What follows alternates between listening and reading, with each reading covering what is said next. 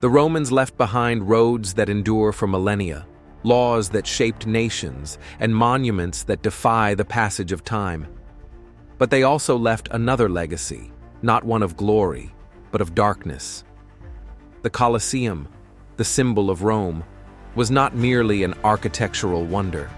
It was a vast altar where life itself was sacrificed to satisfy the power and bloodlust of the nobility. Imagine yourself seated in the Colosseum 2,000 years ago. Above you, the sun blazes down upon tiers of white stone. Around you, 50,000 voices thunder, a tidal wave of sound shaking the air. Below, the great oval of golden sand lies silent, waiting. In the damp shadows of the tunnels, men and beasts tremble. They hear the roars of the crowd. They smell sweat and iron. They know the gates are about to open. And when the light bursts in, they will be hurled forward, not to live, but to amuse. On the lowest seats sit the most powerful of Rome, the emperor, senators, priests, nobles.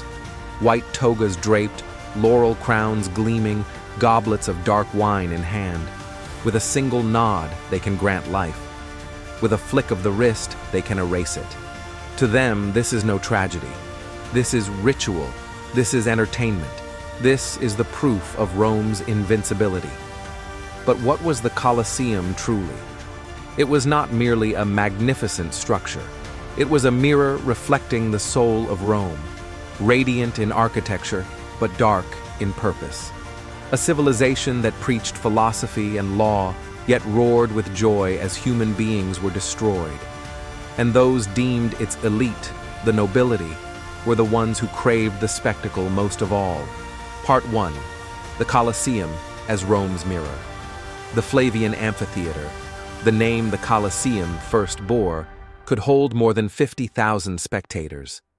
Its spiraling corridors, retractable awnings, and labyrinth of underground chambers were marvels of engineering. Yet none of this grandeur was created to honor art or wisdom. It was created to honor domination. Every seat reflected Rome's hierarchy. Closest to the sand sat the emperor, senators, priests, and nobles. Behind them came magistrates, merchants, and craftsmen. At the very top, distant and diminished, sat women, slaves, and foreigners. From marble benches to rough wooden planks, the Colosseum was Rome itself, compressed into stone. And all eyes, from the heights to the lowest ranks, were fixed upon one place, the arena floor, where life was turned into spectacle. The Romans had a phrase, panem et circenses, bread and circuses. Give the people food and entertainment, and they would remain silent. The emperors mastered this truth. Grain was distributed, games were staged, and the roar of the crowd secured the throne. Power did not rest on justice. It rested on distraction. Yet the games were more than distraction. They were declarations. Every gladiator dragged into the light was proof of Rome's victories. Every exotic beast slain was proof of Rome's dominion over nature. Every execution was proof of Rome's authority over existence itself. The Colosseum was not simply an amphitheater. It was a pulpit where Rome proclaimed, "We rule not only nations, but life itself." The crowds, swept into frenzy, believed it. They cheered, they clapped, they imagined themselves part of greatness. But the truth was harsher. They were not participants. They were accomplices. For in its essence, the Colosseum was not a wonder of civilization, but a vast machine. It transformed life into performance, pain into amusement, death into festival. And at the heart of that machine sat the Roman nobility, not as mere spectators, but as priests of a false religion, one whose only god was power and whose only ritual was sacrifice. Part 2. Gladiators. Human lives turned into playthings. If the Colosseum was the throne of Roman cruelty, the gladiators were its unwilling heartbeat. They were the blood that kept the machine alive, not by choice, but by force. Most gladiators were not heroes who volunteered for glory. They were prisoners of war dragged from conquered lands, slaves traded like cattle, criminals condemned without mercy, or desperate men driven by hunger to gamble their lives. Taken to training schools called ludi, they were broken down day by day. Their bodies were sharpened into weapons, their spirits bent into submission. They knew well that the path ahead did not lead to honor. It led to sand, to jeering crowds, to a death they could not escape. When the gates opened and the sunlight struck their faces, they were no longer fathers, sons, or brothers. They were no longer human in the eyes of the spectators. They were entertainment, stripped of identity, forced to perform like living chess pieces for an audience hungry for blood. The most chilling truth was this: their lives rested not in their own hands, but in the gestures of the elite. A noble in the front row could raise or lower a thumb, and with it decide whether a man would breathe or perish. The crowd roared approval, as if the nobility were gods themselves, arbiters of fate seated above mortals. And the nobility reveled in this illusion, drunk on their power to condemn and absolve with the simplest of movements. Some gladiators earned fame. Their names were whispered with awe, their likeness carved into mosaics and painted on tavern walls. But fame was a mask over chains. Even the most celebrated champion remained a slave, his fate as fragile as dust. Applause could not protect him.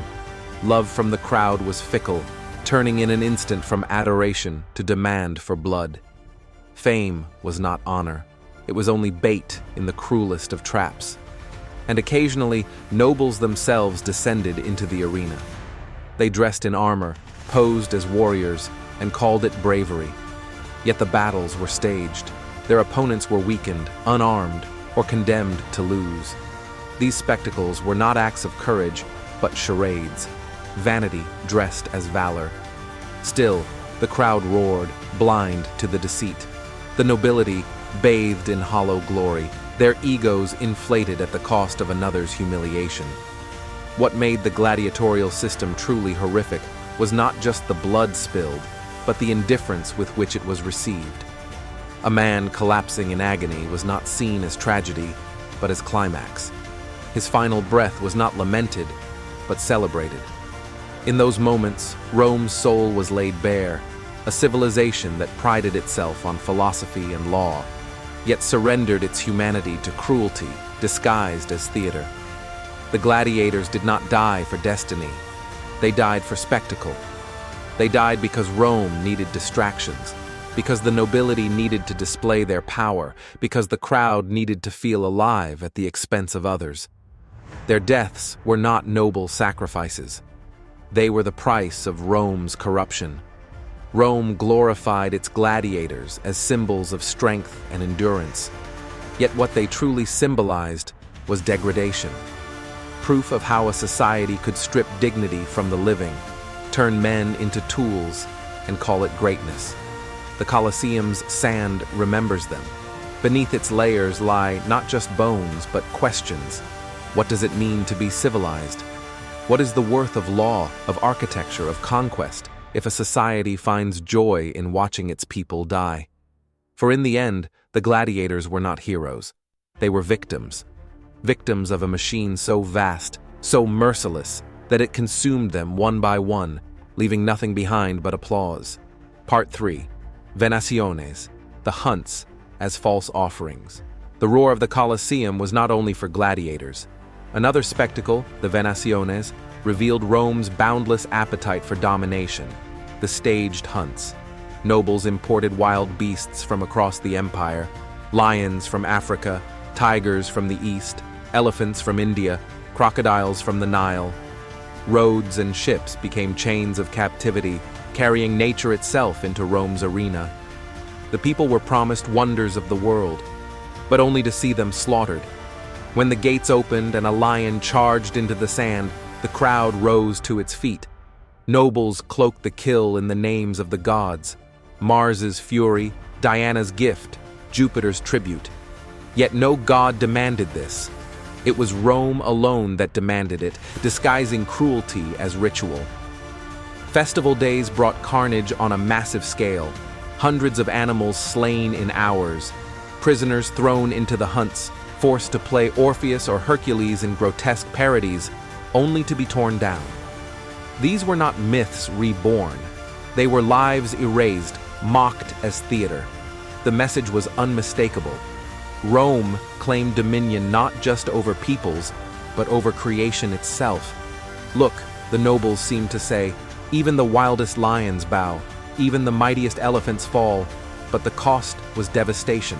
Forests emptied, species vanished, nature silenced, all for applause. The crowd left, elated. The nobles left, triumphant, yet the sand remained heavy with blood. What Rome sanctified as worship was only vanity. The Colosseum became a false temple, where nobles presided as priests, victims as offerings, and power as the only god. Part 4. Naumachie and executions. Oceans and theaters of death. Rome's thirst for spectacle did not end with men and beasts. The Naumachie staged naval battles, turned the Colosseum into a man-made ocean. Ingenious engineering flooded the arena, ships clashed, and slaves or captives were forced to fight in shallow waters where drowning was certain. The crowd cheered as men thrashed in waves too deep to stand, yet too shallow to swim, while nobles imagined themselves gods of the sea. These reenactments of famous battles or myths were no honor to Neptune or history. They were massacres disguised as ritual, with prisoners condemned to lose roles they never chose. When the water drained, silence lingered, for the stones had heard the last cries of the drowned. No less grotesque were the executions. Prisoners were costumed as Prometheus, Orpheus, or Hercules, forced into mythic parodies before being torn down. The crowd laughed. Nobles applauded. Cruelty had become comedy. These were not sacrifices to gods, but to Rome's lust for humiliation. Each death was not only punishment, but a message. Rome will not only kill its enemies, it will erase their dignity. In both Naumachie and executions, the arena became a false temple. Nobles acted as priests, victims as offerings, and power as the only god. Part 5. Bread and circuses. Rome's soul for sale. The Colosseum was Rome in miniature, hierarchy above, death below, and its purpose was clear: control through distraction. Panem et circenses, bread and circuses, bought silence with grain and blood.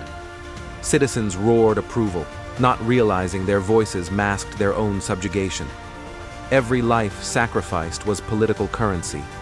Gladiators, beasts, prisoners, all paid for the nobility's power. For emperors, the games secured loyalty. For senators, they secured votes. For the people, they offered escape at the cost of their humanity. But the price was ruin. Hundreds of thousands of men perished, millions of animals slaughtered, lands emptied, species erased. And the people themselves, dulled by spectacle, grew complicit in their own silence. Rome believed bread and circuses would preserve it forever. Instead, they hollowed it out. The empire collapsed, leaving only stone arches and echoes of cruelty. The Colosseum today is not proof of Rome's greatness, but of its warning, that a society which feeds itself on cruelty cannot endure. Its stones whisper still, beware the hunger for spectacle, the addiction to distraction, the laughter at suffering. For in such things lie not glory, but decay.